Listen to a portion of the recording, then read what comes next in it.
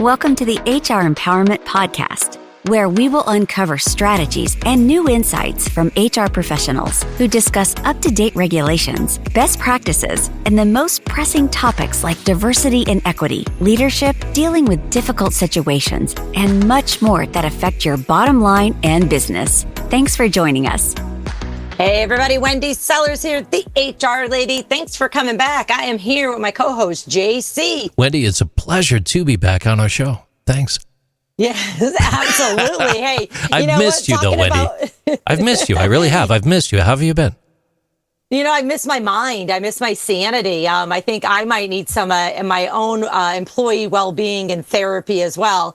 And the great news is we actually have somebody on the show today that can help with that. And I'm not even kidding. I seriously, I'm interested in hearing all of this information because, man, 2024 was hard. And I want all of our listeners and us and me included to start out 2025 with some mental health, support. Well, I'm going to be honest with you. Any support that I could receive in advance of winding up in a psychiatric hospital would be very good. Because, Christmas songs around that time, they sing songs there. It's Do You See What I See? And it's not a good Christmas carol. Yeah, no, let's keep me out of there.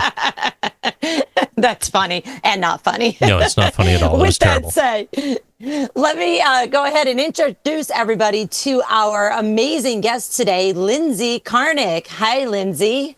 Hi, Wendy. Hi, JC. I'm glad to be here. Thanks for having me. Sure. Hey, where are you calling in from? Colorado. All right. Colorado. I love Colorado. People are so nice there. Oh, it's true. We're all just intoxicated on vitamin D all the time. That's awesome. Jolliest group of people ever. Hey, tell us a little bit about your company, Onward Psychological Services. I think most of us are trying to go forward. And so I love the name Onward, to be most granular about it. Very few of us are looking in the rearview mirror unless we think there's something that will help us move forward. And I like to keep people reminded that therapy ultimately, that psychological services should be future-oriented, forward-oriented. And in that practice, I see adult individuals and couples. I am licensed in 9 states. Wow. And I speak locally and nationally to large and small groups for keynotes, conventions, professional organizations, CEUs, and private retreats. Oh, wow. That's a lot. Hey, I was reading on your website, which, by the way, I love, that you work with people who are sick of settling for less than they deserve from life. I love that. Thank you so much. Oh, my absolute pleasure. Since most of our listeners are in the HR space or they're wearing the HR hat because they don't have HR, they might be too small. Today we're talking about supporting employee well-being and why therapy benefits matter. So, let's just jump right in. And why do therapy benefits matter to employees and companies? The huge benefit to employees and companies that overlaps is that it makes employees feel cared about, because it is care.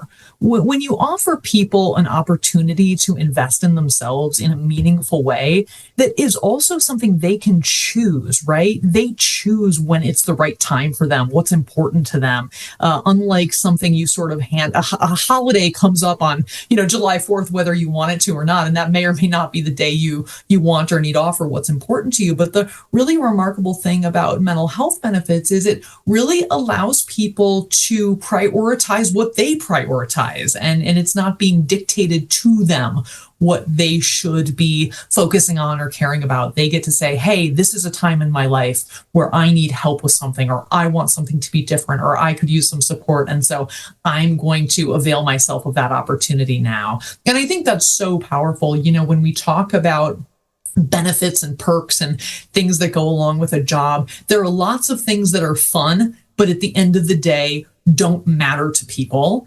and don't create a sense of, oh, this organization is invested in me. Mm-hmm. And ultimately, people show up relentlessly for people who show up for them. Yeah, they have a sense of loyalty when they feel cared about, not because, as the memes so often say, there's a pizza party on Fridays. So I think the intrinsic value of providing a mental health benefit in whatever form goes without saying, the fact that people can be more productive when they are feeling well and able to focus and able to compartmentalize and able to take care of themselves and have a sense of confidence that they can take care of themselves and their families if something else comes up. It is not a good feeling to be sitting at work, whether that's literally or metaphorically, and thinking to yourself, God, I hope school doesn't call because my company's not going to support me or my environment doesn't support me. I hope nothing goes wrong. I hope I don't wake up tomorrow with a panic attack because they don't understand when that happens. Yeah. Right. And so giving people that peace of mind out the gate is so powerful in terms of then their sense that the organization believes in them and cares about them in a meaningful way. Emotional intelligence. It can boost your professional success. Individuals with high emotional intelligence, believe it or not, are 58% more likely to be successful in their jobs as they effectively manage emotions to make better decisions and build stronger relationships. Back to you. Wow, that's like straight on. I mean, it's interesting that emotional intelligence, that we're here talking about like therapy benefits, right? But I think emotional intelligence is connected to that because emotionally intelligent people know to say it's okay to ask for help, right, Lindsay? Yes, absolutely. And to understand that people ultimately want to take care of themselves and they also want to be of value in their workplace. People aren't trying to get away with things. Yeah. And so if we can really support people when they're having a hard time and say, hey, yeah, you need this time, you need this support, let us help you with that, as opposed to how can we keep you at this desk 5 minutes longer today, the return on investment is tremendous for everybody. I absolutely love that. Tell us a little bit more just about, your, like, how did you end up where you are right now? I mean, like, in work-wise. I am endlessly compelled by change and by people's ability to change and people's ability to change their lives. And I have yet to meet a person, mainly adults, who don't want something to be different at any given time.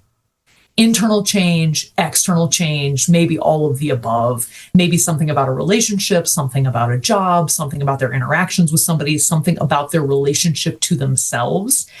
And I think that this universal interest and desire for change, which is another way of saying growth, which is endlessly compelling to me, is such a rewarding journey to be on with people. And to walk that path with people and help them discover the change opportunities that exist for them that they never dreamed are right under their noses is the most exciting thing in the whole world.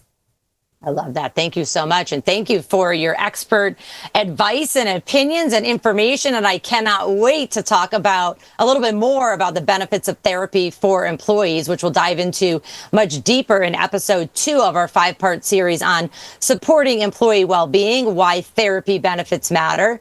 I want to let our listeners know that on January 28th, the Aurora Training Advantage company will be hosting Managing the New Angry, Verbal De-Escalation Skills for Workplace Conflict. I thought that was appropriate for this show. So simply go to auroratrainingadvantage.com/webinars to sign up.